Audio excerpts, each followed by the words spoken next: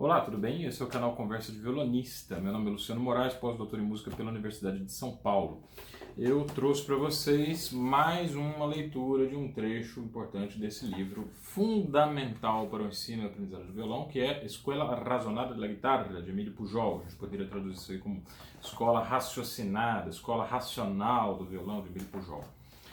Já fiz o vídeo da semana passada, foi justamente sobre esta obra, mas na verdade não sobre esta obra exatamente, mas sobre uma outra obra de Emílio Pujol, que é O Dilema do Som no Violão.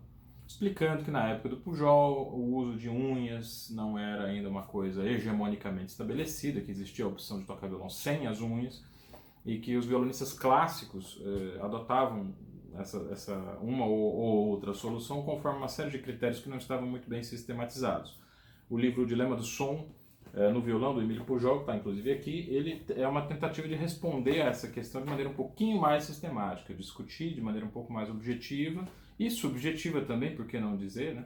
Não tem nenhuma obrigação para que um artista seja sempre objetivo o tempo inteiro. O Pujol coloca claramente as razões subjetivas das escolhas dele.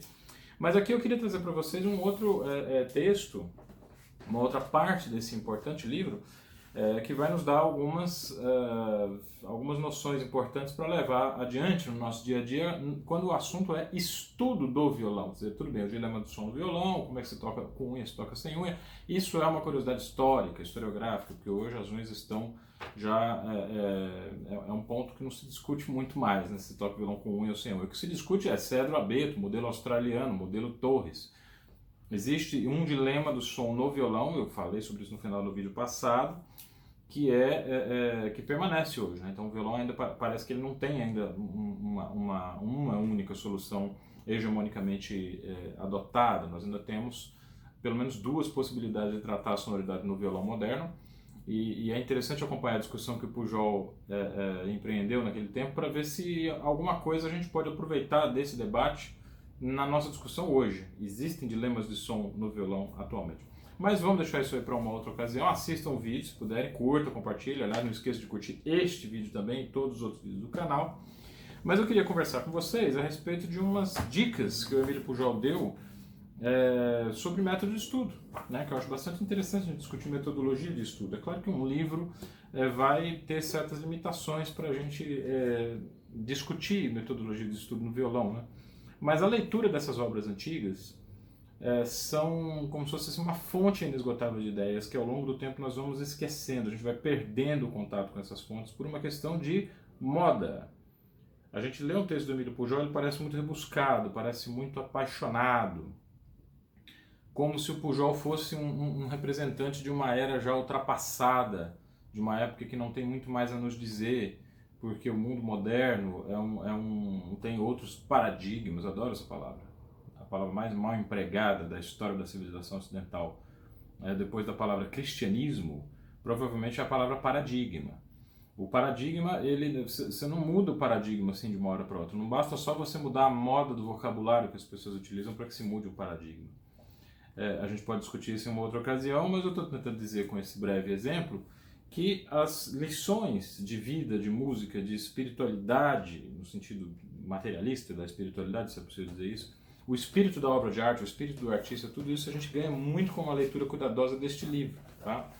E ali pelo capítulo, deixa eu ver, 14, o parágrafo 224, o Pujol propõe um decálogo, como se fossem mandamentos, 10 mandamentos de Emílio Pujol, né, assim, que teriam, se a gente estudar bastante esses pontos, assim, a gente teria ideias mais seguras, mais efetivas, de como conduzir o nosso estudo de forma mais eficiente. Eu quero discutir cada um desses itens aqui hoje, tá bom? Então, se tem alguma coisa para fazer, vai fazer um chá para acompanhar o vídeo inteiro, ou então deixa para assistir mais tarde, logo também a gente deve estar liberando Nutelas com cada um desses itens, tá? Do livro do Emílio Pujol.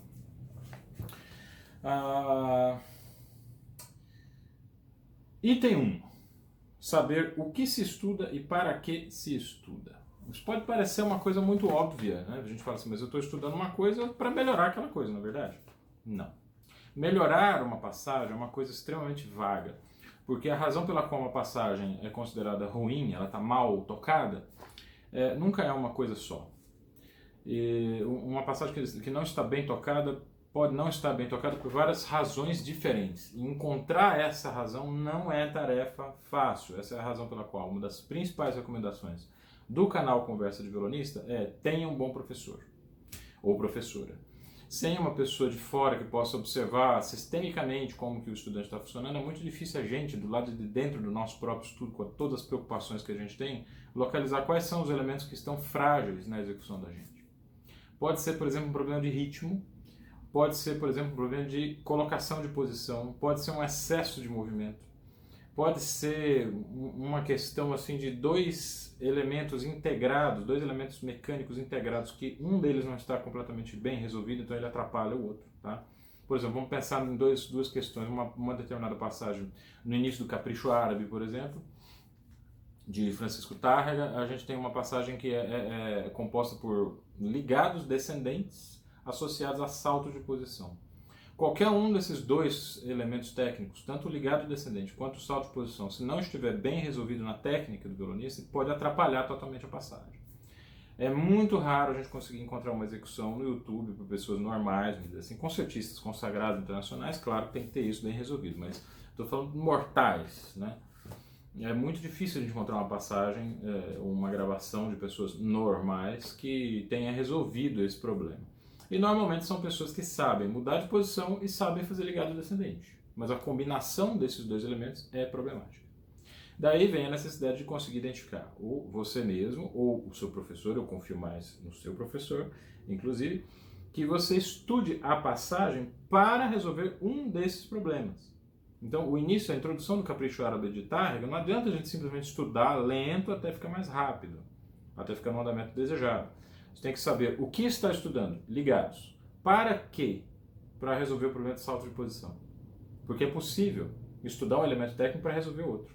Se o ligado está bem controlado, se a gente tem um controle do ligado descendente, o salto de posição vai sair de maneira mais simples e vice-versa. Se o problema está no salto de posição, às vezes o polegar que não afrouxa antes de fazer a mudança, algum detalhe assim mais minucioso, né? Sem a resolução desse problema no salto de posição, o ligado também não vai sair bacana, né? Então, eu estou pegando assim, o início do Capricho Árabe de Francisco Tárrega para exemplificar a vocês como é importante a gente ter esse primeiro mandamento, vamos dizer, de Emílio Pujol em mente. Saber lo que se estudia e para que se estudia.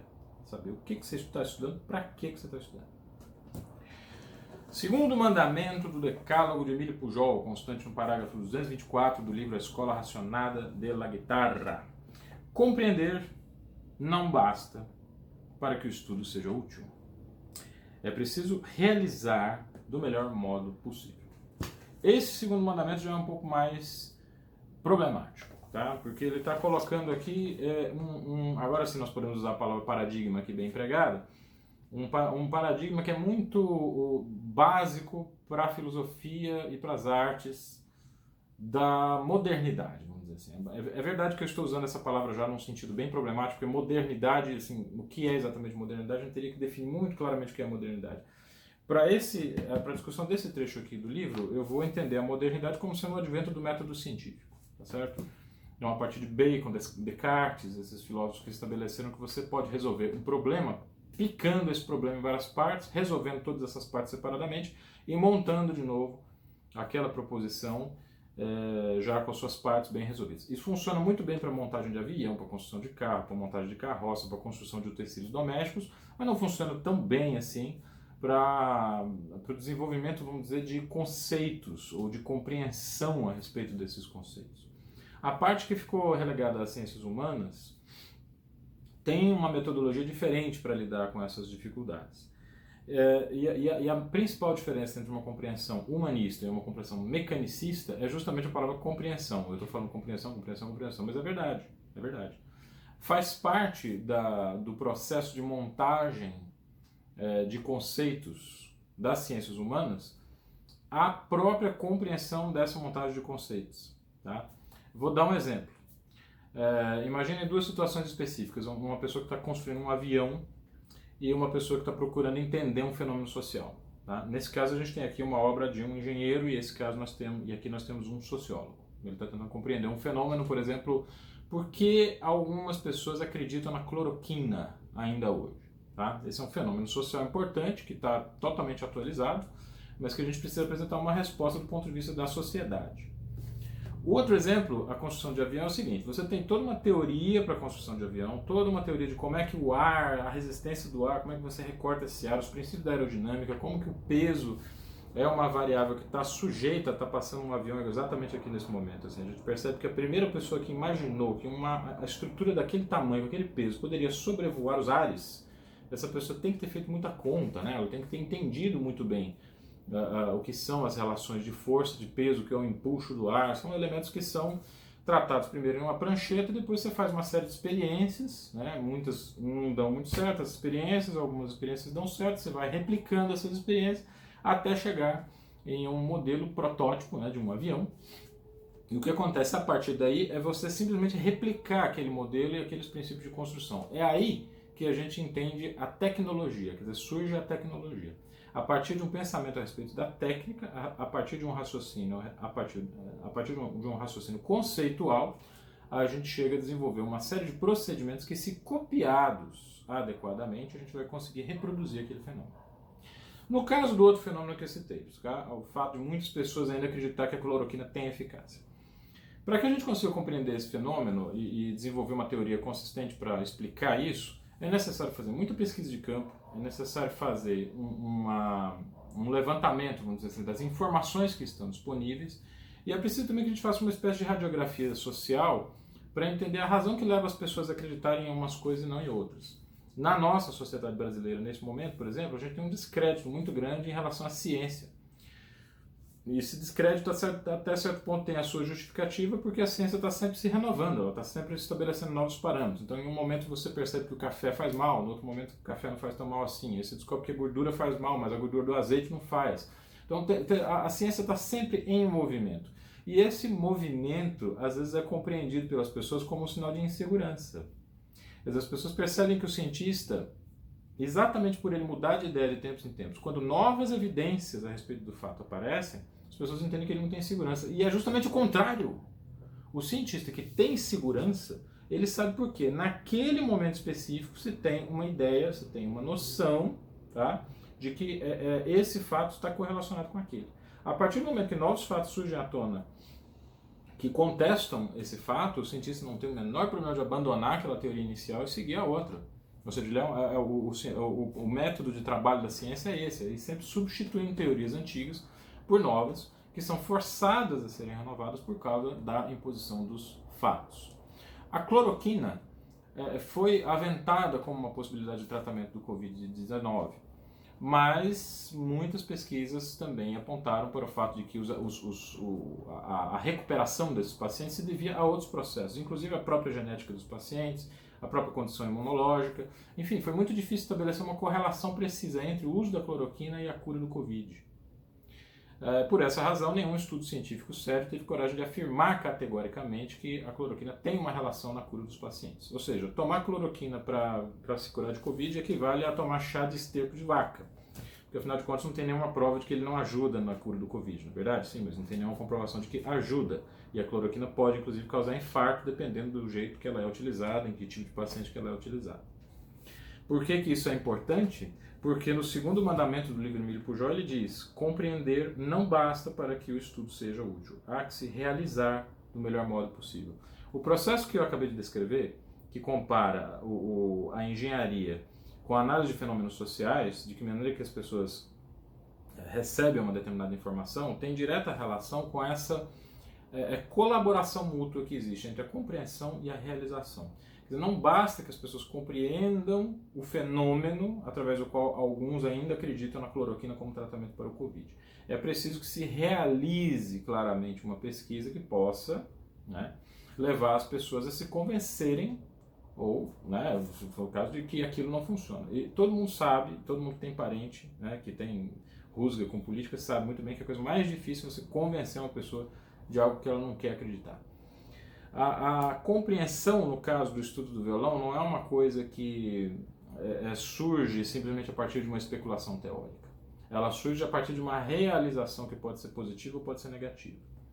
A realização de que Pujol está falando diz respeito a uma conjuntura de parâmetros estéticos, históricos e, vamos dizer assim, poéticos, interpretativos, que são muito difíceis de definir aqui nesse segundo mandamento. Tá? Mas é justamente a leitura dos outros itens do Decálogo que vai esclarecer para a gente o que significa essa relação que ele está estabelecendo entre a compreensão e a realização. Item 3 dos 10 mandamentos do Emílio Pujol, parágrafo 224 do livro Escuela Razonada da Guitarra. Correção é sinônimo de facilidade. Isso eu achei interessantíssimo, tá? Porque pouca gente fala a respeito disso, talvez porque isso derruba um pouco um dos principais mitos da modernidade em relação ao músico, que a gente cultiva até hoje. Um grande músico, um grande violonista seria aquele capaz de fazer coisas difíceis. Não. Um grande músico é aquele que é capaz de transformar passagens difíceis em passagens fáceis. Isso significa que a gente vê um músico tocando no palco, ele não está fazendo nada difícil. Para ele, pode ser difícil para você que está ouvindo, para mim. Mas para aquela pessoa que está ali naquele palco, ele só levou a peça para o palco porque naquele momento essa peça é fácil. Ou seja, ele está tocando corretamente uma determinada obra. E para que a última prova de que essa peça está sendo corretamente executada é de que ela seja fácil. Vou citar de novo o exemplo que eu peguei no começo da explanação sobre o Decálogo de Pujol. O Capricho Árabe de Francisco Tárrega, quando a passagem de salto de posição de ligados da introdução dessa peça está bem realizada, ela tem necessariamente que soar fácil. O Tárrega escreveu, não me lembro bem a dinâmica que está marcada na partitura, depois vocês olhem nos arquivos de vocês, mas ele não escreveu fortíssimo, não escreveu forte. É de piano para baixo, tá? Pianíssimo. É uma passagem que tem que soar muito leve, muito evocativa, muito sutil e muito singela, muito tranquila. E é uma passagem tecnicamente extremamente complexa. Pois, o dia que a gente conseguir transformar essa passagem em uma passagem fácil de ser tocada, significa que ela está tocada de maneira correta. Então, é uma coisa que nem sempre os estudantes de música percebem de maneira clara o suficiente. Eles querem manter a dificuldade de realizar uma determinada passagem como se aquilo fosse uma espécie de troféu, uma medalha de ouro olímpica, um prêmio por ter conseguido fazer alguma coisa muito difícil. Eles tentam ostentar essa dificuldade, quer dizer, tocar como se estivesse mostrando para as pessoas que aquilo é difícil de ser feito. Sinto muito, mas assim, por mais que a gente possa estabelecer boas comparações entre o esporte e a música, nós buscamos sempre a facilidade para a resolução de elementos técnicos. Então, uma das formas de saber que nós estamos tocando corretamente uma passagem musical é sentir que aquela passagem ficou fácil de ser executada. Quarto mandamento do Decálogo de Emílio Pujol, do Escola Razonada da Guitarra. Mas se consegue trabalhando 1 hora diária do que 7 horas em um solo dia da semana. Quer dizer, você consegue mais desenvolvimento, mais progresso trabalhando 1 hora por dia do que em um dia da semana estudando 7 horas. Pujol está apontando ao fato de que a música é uma linguagem que a gente aprende e a gente integra ao cotidiano. Cotidiano é aquilo que a gente faz, evidentemente, todo dia. Para ser feito todo dia, a gente tem que ter uma razão para fazer aquilo todos os dias. Todos os dias é necessário comer, dormir, tomar banho, escovar os dentes. Eventualmente fazer algum exercício físico, eventualmente pentear o cabelo, eventualmente colocar uma roupa cheirosa. Nós temos uma série de procedimentos que fazem parte do nosso dia a dia e por isso a gente executa esses movimentos, os movimentos, né, que são necessários para que a gente faça aquelas determinadas coisas, quase que automaticamente. Ninguém pensa em como vai pegar o garfo, o jeito que você vai colocar a mão, como você vai pegar uma escova de dentes. Esses processos que fazem parte do nosso dia a dia, eles estão muito introjetados dentro da nossa própria maneira de ser, da nossa maneira de se mover. Por isso que não é necessário refletir muito sobre eles. Pujol, o músico, o violonista ideal do Emílio Pujol é justamente o violonista que toca dessa maneira, como algo que ele faz cotidianamente, e por isso os elementos mecânicos e técnicos mais complexos foram integrados a um movimento que parece natural e parece fácil, conforme a leitura do item anterior. Por isso, é preferível para as pessoas, né, para os estudantes, amadores, diletantes e mesmo profissionais, distribuir as horas de estudo ao longo de vários dias, do que passar um dia e falar, não, agora eu tenho que ganhar o tempo perdido. Esse conceito, gente, assim, de recuperar tempo perdido, isso não existe. Ninguém recupera tempo, tá? O que a gente pode fazer é um planejamento muito claro e muito preciso para que a gente tenha pequenas doses de estudo no violão todos os dias. Seria ideal estudar 6 horas por dia, 4 horas por dia, 3 horas por dia? Seria o ideal. Mas se não for possível fazer isso, distribua esse tempo que você tem em poucos minutos ou poucas horas de contato com o instrumento, mas todo santo dia. Item 5 do Decálogo, né, os 10 mandamentos de Emílio Pujol. Todas as dificuldades do mecanismo podem ser vencidas. Isso depende dos meios que se empreguem. Esse item tem direta relação com o primeiro, que é saber o que se estuda e para que se estuda. Uma determinada passagem pode ser estudada com muita confiança, com muita segurança, de que ela será vencida. É possível vencer uma dificuldade técnica, uma dificuldade mecânica. Tá? Só que essa dificuldade técnica, essa dificuldade mecânica, vencer essa dificuldade depende dos meios que se utiliza para vencer. O que significa isso? Significa meios. Veja que o Pujol escreveu no plural, ele não escreveu no singular. Então não existe um meio de vencer uma dificuldade técnica. Uma escala muito rápida, por exemplo, vencer uma dificuldade de uma escala não é simplesmente tocar lento e ir aumentando o andamento até chegar no andamento que a gente quer. É estudar a escala de maneiras diferentes. Vamos sempre lembrar desse S, meios. Existem vários meios diferentes de tocar uma determinada passagem. Eu vou lembrar aqui de uma peça muito complexa chamada Prelúdio, Fuga e Allegro, de Johann Sebastian Bach. Os violonistas que tiverem à disposição a partitura vão poder conferir no Allegro, no último movimento dessa obra,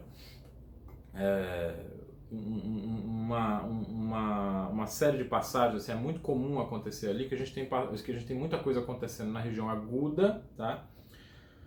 Ao mesmo tempo que a gente tem um baixo que se movimenta bastante. Assim, vamos dizer. O Bach escreve de acordo com a técnica chamada baixo contínuo, então o baixo tem bastante movimentação e às vezes a gente precisa ter uma elasticidade muito grande na mão esquerda, no sentido de jogar, por exemplo, o dedo 3 para a nota Fá sustenido na sexta corda, quarta casa porque a sexta em Ré, tá bem?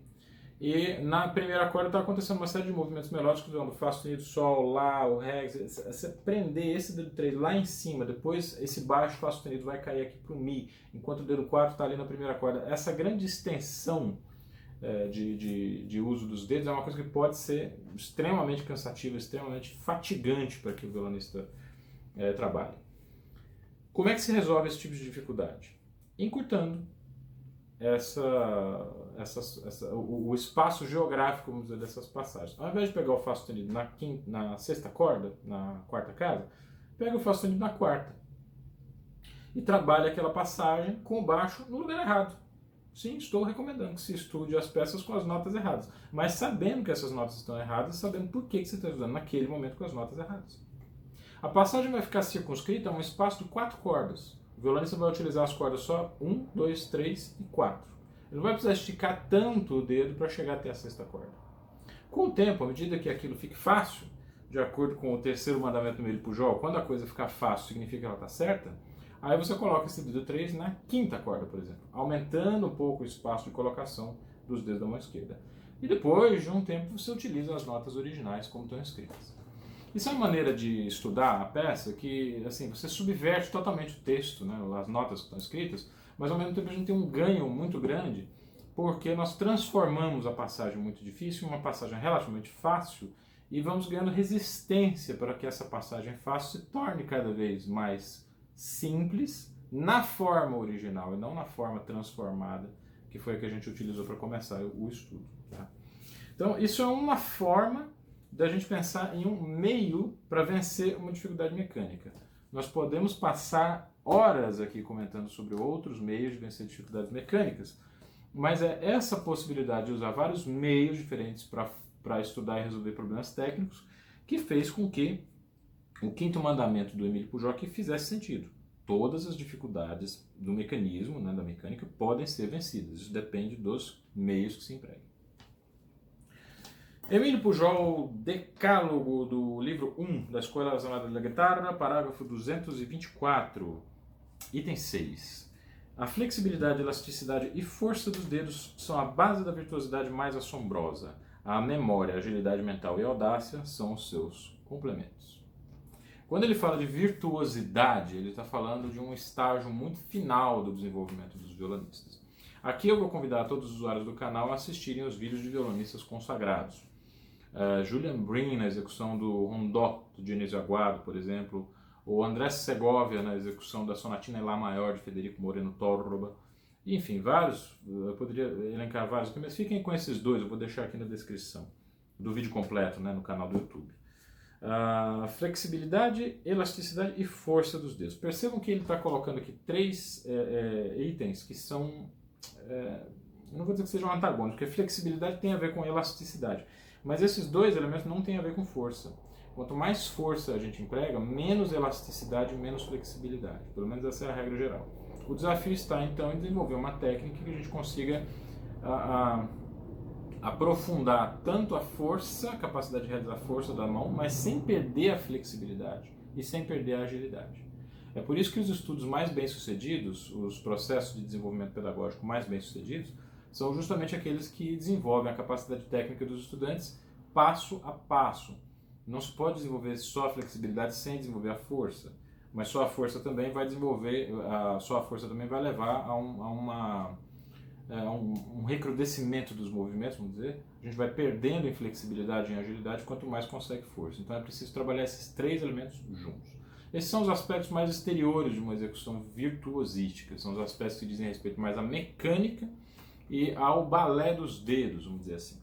Mas Pujol complementa memória, agilidade mental e audácia. O que vem a ser a memória? Evidentemente, a capacidade de guardar repertórios muito variados e um número muito grande de peças. Um verdadeiro virtuoso, ele não titubeia no momento de tocar, por exemplo, se a gente pedir, né? Uma peça da Renascença, você toca, ele toca várias. Uma peça do período barroco, você toca muitas. Uma peça do período clássico, uma peça de caráter popular, uma obra brasileira. Um violonista virtuoso, ele sempre vai ter na manga, vamos dizer, várias peças de vários estilos diferentes para servir, vamos dizer, aos seus ouvintes. Um padeiro faz pão, um sapateiro faz sapato, um músico faz música. Então é preciso ter uma quantidade muito grande de obras memorizadas, né? O que seria então a agilidade mental? Justamente essa capacidade de dar respostas muito rápidas a situações que eventualmente podem nos pegar de surpresa. Por exemplo, num concerto alguém tosse. Um violonista que não tem tanto preparo assim, ele vai reclamar da tosse. Um violonista virtuoso vai continuar tocando e vai olhar feio pro cara que tossiu, sem se desconcentrar no que ele está fazendo. Essas situações de surpresa, de estresse, elas podem nos acometer das maneiras mais variadas. Em uma turnê pelo México, por exemplo, eu me vi em situações em que eu não tinha tempo de experimentar a sala em que eu ia fazer o concerto. Então tocar naquele espaço acústico se transformou em um elemento surpresa para mim. Ao invés de eu reclamar, é claro que o ideal seria que a gente tenha sempre tempo de experimentar as salas, mas e se não for possível fazer isso, você vai fazer o quê? Vai cancelar o concerto?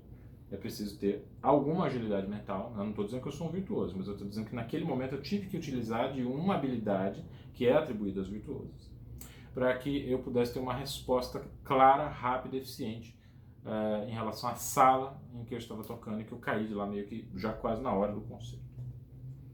Sétimo item do decálogo de Emílio Pujol: evitar esforços e movimentos inúteis. Esse é um processo de aquisição de habilidades interpretativas que tem muito a ver com um relato histórico que nós temos da técnica de Beethoven ao piano. Claro que a gente não pode imaginar como é que Beethoven tocava, mas nós temos essas cartas, né, esses depoimentos de pessoas que viram Beethoven tocar, e parece que mais de uma vez ele foi retratado assim, como um pianista que tinha as mãos posicionadas como se fosse uma espécie de pata de leão.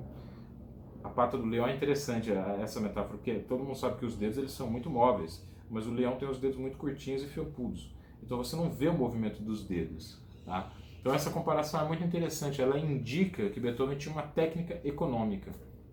E é esse o termo que se usa para falar da técnica dele em outras cartas que a gente lê a respeito da sua execução. Um econômico em matéria de movimentos. Os movimentos que são utilizados para se tocar um instrumento musical têm que ser os menores possíveis, por uma razão óbvia. Se você tem que tocar uma nota Sol, por exemplo, não é legal que o seu dedo esteja no lugar do Fá sustenido, no lugar do Ré, no lugar do Si bemol. É preciso deixar esses dedos sempre próximos das notas que eles vão tocar. Isso vai ajudar a diluir a velocidade com que o dedo precisa chegar naquela nota, e essa diluição leva a movimentos mais lentos, o que é muito importante. Movimentos bruscos são coisas que estragam muito a técnica violonística.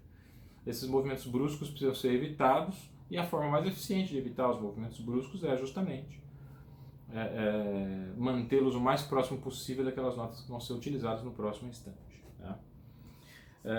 A isso que o Pujol se refere como movimentos inúteis, movimentos desnecessários. Você percorrer grandes distâncias em espaços muito curtos de tempo sem que tenha sido necessário. Você podia simplesmente antecipar aquele movimento e isso economizaria energia.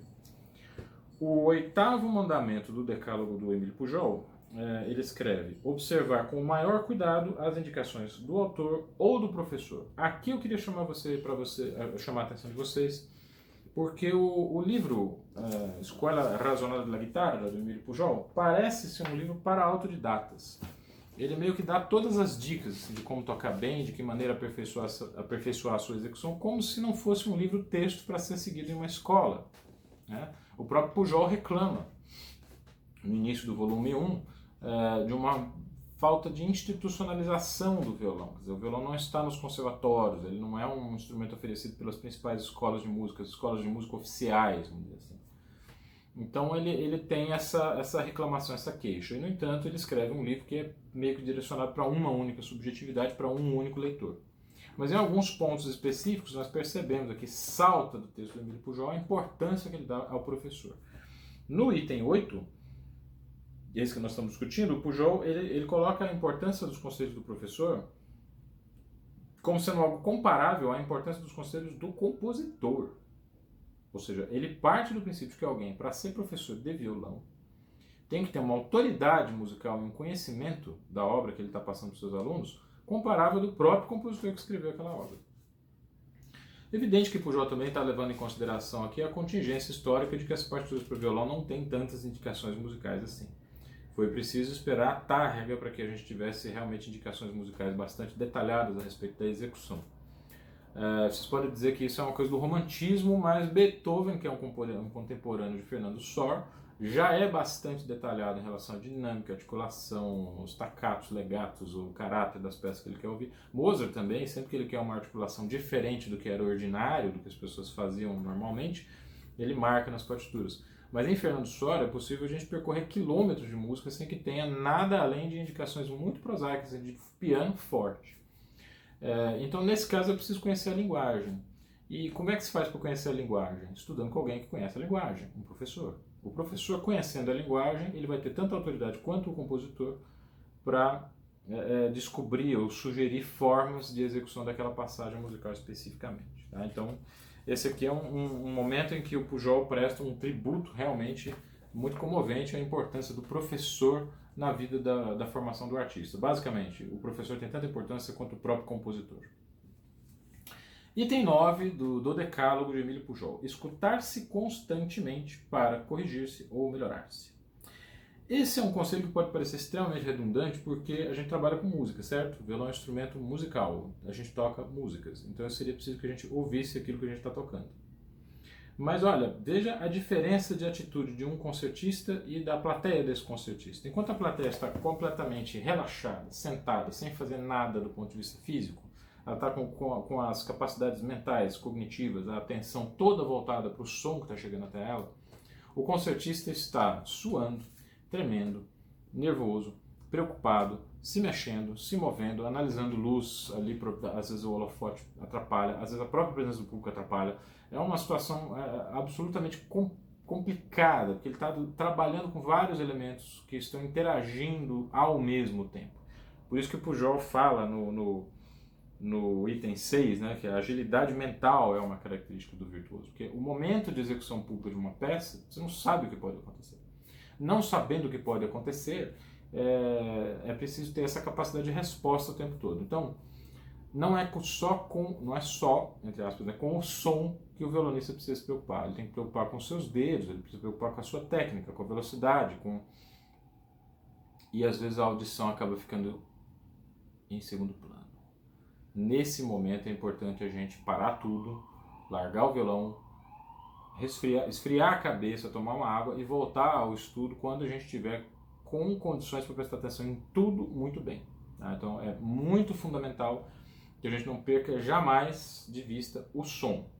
Mas para que a gente consiga ouvir o que está acontecendo, é preciso que a gente saiba que é muito fácil deixar de ouvir o que está acontecendo e prestar muito mais atenção aos elementos técnicos e mecânicos, e a audição e por espaço a gente não conseguir escutar mais nada do que está fazendo. Emílio Pujol, 10 mandamentos sobre práticas de estudo.